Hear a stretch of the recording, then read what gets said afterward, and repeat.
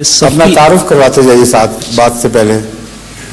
سید ابرار احمد جی حیدرآباد دکن. جی ٹھیک ہے. حضور سورہ صف کی آیت ومبشرا برسول یاتی من بعد اسمہ احمد فلما جاءہم بالبینات قالوا ھذا سحر مبین میں ہم حضرت مسیح موعود علیہ السلام کے متعلق اس آیت کو مراد لیتے ہیں اور ساتھ ہی حضرت صلی اللہ علیہ وسلم کے تعلق سے بھی اس کو مراد لیتے ہیں. ٹھیک ہے.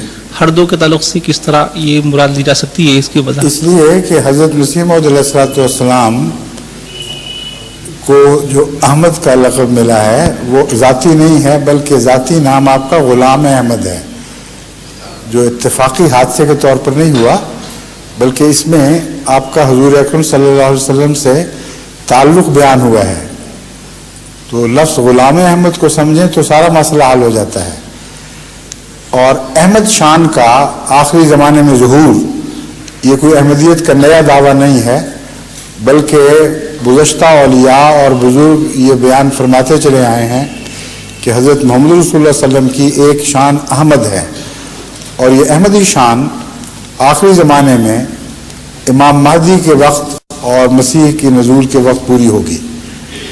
اس لیے تمثیلاً آپ احمد بھی ہیں لیکن آپ کا احمد ہونا رسول اللہ علیہ وسلم کی غلامی کے نتیجے میں آپ کو عطا ہوا ہے. اس رشتے کو آپ سمجھتے ہیں یا نہیں؟ جی ہیں جی نہیں سمجھتے؟ سمجھ گئے ہیں. آپ چونکہ حیدرآبادی ہیں آپ جب یوں کہتے ہیں تو میں سمجھتا ہوں نہیں کہہ رہے ہیں اس لیے اب میں اس معاملے کو سمجھ گیا ہوں. ٹھیک ہے. اب دیکھیے کہ حضرت صلی اللہ علیہ وسلم کے متعلق دو پیشگوئیوں کا قرآن کریم میں ذکر ہے. ایک تورات کی جس میں محمد کے آنے کا ذکر ہے اور ایک انجیل کی جس میں احمد کے آنے کا ذکر ہے. اب اگر مسیح نے اس امت میں آنا ہے تو مسیح کا تعلق احمد شان سے ہے کیونکہ اس نے احمد نام سے پیشگوئی کی ہے اور موسیٰ کا تعلق محمد نام سے ہے اور وہ حضرت رسول اللہ صلی اللہ علیہ وسلم کے پہلے دور میں ظاہر ہو گیا اور شریعت بھی آ گئی. بس اگر مسیحیت میں امت محمدیہ میں ظاہر ہونا ہے تو وہ لازماً احمد کے تعلق میں ظاہر ہوگی. ہر ایک نے اپنا اپنا نام بتایا ہے. موسیٰ نے محمد نام کی خوشخبری دی اور عیسیٰ نے احمد نام کی خوشخبری دی اور اس لحاظ سے سارا معاملہ قابل فہم ہے. اگر قرآن میں حضرت صلی اللہ علیہ وسلم کی پیشگوئی پہلے احمد نام سے نہ ہوتی تو مسیح موعود پیدا ہی نہ ہوتے. اس لیے سلسلہ حضرت محمد رسول اللہ علیہ وسلم سے ہی چلے گا. آپ احمد ہیں تو مسیح موعود غلام احمد بھی بنے اور ذلی احمد بھی بنے. اس لیے ہمارے اس دعوے میں کوئی کنٹرڈکشن نہیں ہے. لاجیکلی بالکل قابل فہم ہے اور اس کے سوا اور کوئی تفسیر قابل فہم نہیں ہے. جو لوگ کہتے ہیں نہیں ان کو آپ پوچھ سکتے ہیں کہ مسیح کی آمد ثانی کا قرآن کریم میں کہاں ذکر ہے. یہ عجیب بات ہے. اتنا اہم واقعہ جس پہ آئندہ دنیا کی زندگی اور موت کا سوال ہو اس واقعہ کا قرآن میں ذکر نہیں حدیثوں میں ذکر ہے.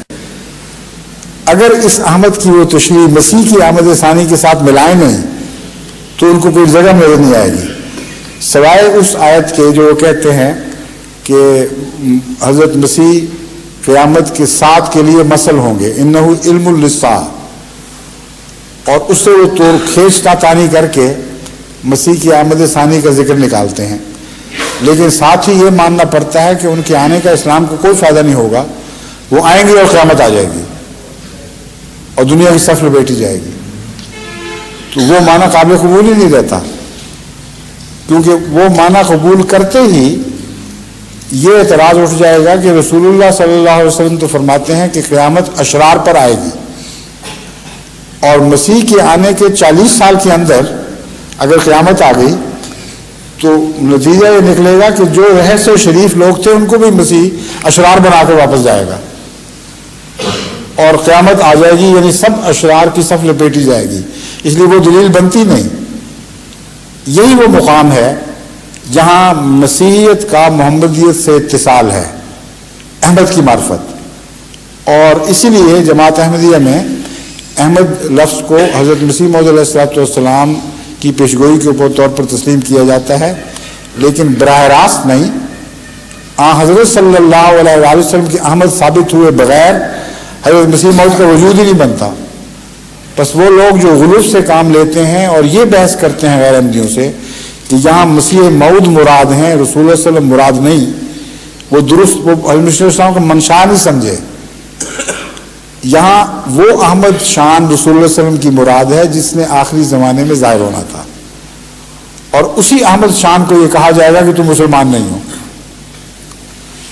یہ استدلال تھا مسیح موعود علیہ السلام کا. یہ نہیں تھا کہ رسول اللہ صلی اللہ علیہ وسلم مراد نہیں، بلکہ رسول اللہ صلی اللہ علیہ وسلم کی احمد شان مراد ہے جس نے آخری زمانے میں رونما ہونا تھا. اور دلیل آپ نے یہ بنائی کہ اس کو تو بلائیں گے کہ تم مسلمان ہو، اور وہ یدعو الی الاسلام والی دلیل من اظلم ومن اظلم ممن افترى من اظلم ممن دعا الی اللہ نا وہ یدعو الی الاسلام تو یاد ہے درمیان کا وہ من اظلم ممن یدعا الی الاسلام ہے.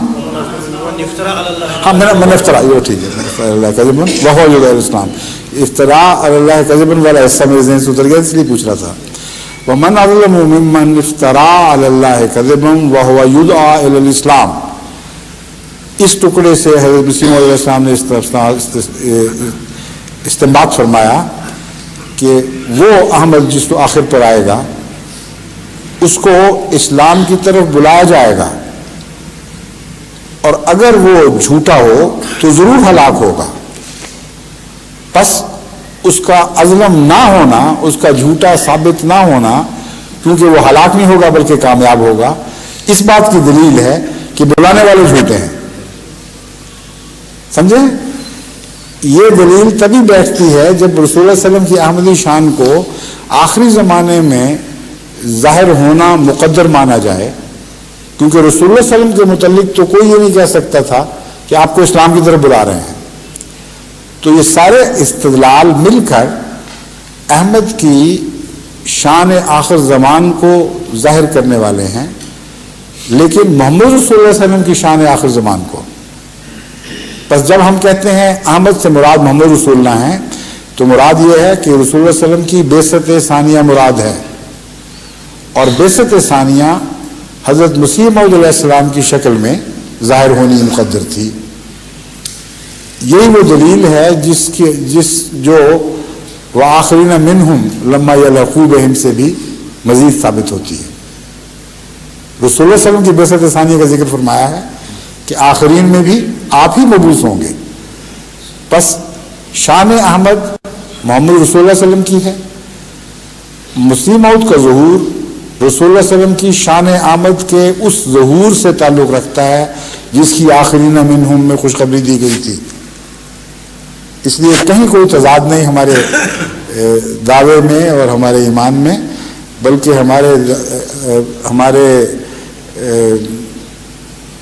حضرت مسیح علیہ السلام کے متعلق تصور کو قرآن کریم کی آیات کلیتاً مضبوطی سے سہارا دیتی ہیں اور ثابت کرتی ہیں.